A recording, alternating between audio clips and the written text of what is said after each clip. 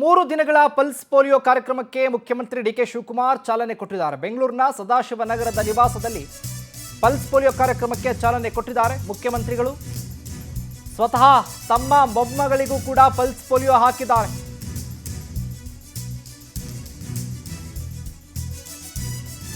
ಆರೋಗ್ಯ ಸಚಿವ ಬುದ್ಧಿವಂತರು ನಮ್ಮ ಮನೆ ಸೆಲೆಕ್ಟ್ ಮಾಡಿದ್ದಾರೆ, ನಾವೇ ಮಾದರಿ ಆಗಬೇಕು ಅಂತ ಅವರ ಉದ್ದೇಶ. ಸಿಎಂ ಡಿಕೆ ಶಿವಕುಮಾರ್ ಮಾತನಾಡಿರುವುದು. ಪೋಷಕರಿಗೆ ಮನವಿ ಮಾಡಿಕೊಂಡಿದ್ದಾರೆ, ಮಕ್ಕಳಿಗೆ ತಪ್ಪದೇ ಲಸಿಕೆಯನ್ನು ಹಾಕಿಸಿ ಅಂತ ಕರೆ ಕೊಟ್ಟಿದ್ದಾರೆ.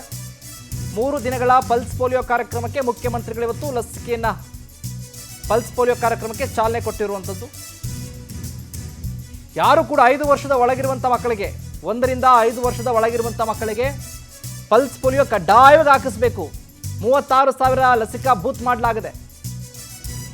988 ಸಂಚಾರಿ ಬೂತ್ಗಳು ಕೂಡ ಇದ್ದಾವೆ. ಮಕ್ಕಳ ಭವಿಷ್ಯವನ್ನು ರೂಪಿಸೋದಕ್ಕೆ ಕೆಲಸ ಮಾಡ್ತಾ ಇದ್ದೀವಿ. ಮಕ್ಕಳು ಕೂಡ ಆರೋಗ್ಯವಾಗಿರಬೇಕು. ಆರೋಗ್ಯ ಮತ್ತು ವೈದ್ಯಕೀಯ ಶಿಕ್ಷಣ ಇಲಾಖೆ ದೇಶದಲ್ಲೇ ಮುಂಚೂಣಿಯಲ್ಲಿದೆ ಅಂತ ಇವತ್ತು ಮುಖ್ಯಮಂತ್ರಿ ಡಿಕೆ ಶಿವಕುಮಾರ್ ಅವರು ಮಾತನಾಡಿದ್ದಾರೆ.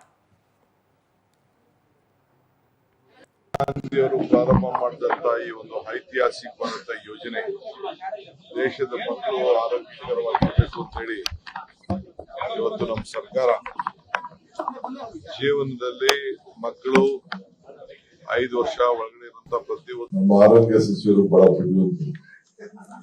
ನನ್ನ ಮನೆಯೇ ಸೆಲೆಕ್ಟ್ ಮಾಡಿದ್ದಾರೆ. ಸೊ ನನ್ನ ಮೊಮ್ಮಗೂ ಕೂಡ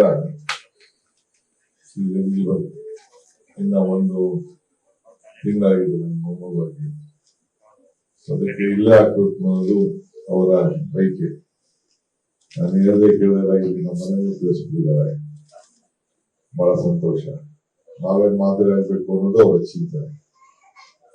ಇವತ್ತು ನಮ್ಮ ರಾಜ್ಯದಲ್ಲಿ ನಮ್ಮ ಗೌರವಾನ್ವಿತ ಸಚಿವರಿದ್ದಾರೆ, ಆದರ್ಶ ಅವರು, ಎಲ್ಲ ಅಧಿಕಾರಿಗಳಿದ್ದಾರೆ, ಎಲ್ಲ ನನ್ನ ಪುಟ್ಟ ಮಕ್ಕಳಿದ್ದಾರೆ, ತಂದೆ ತಾಯಿ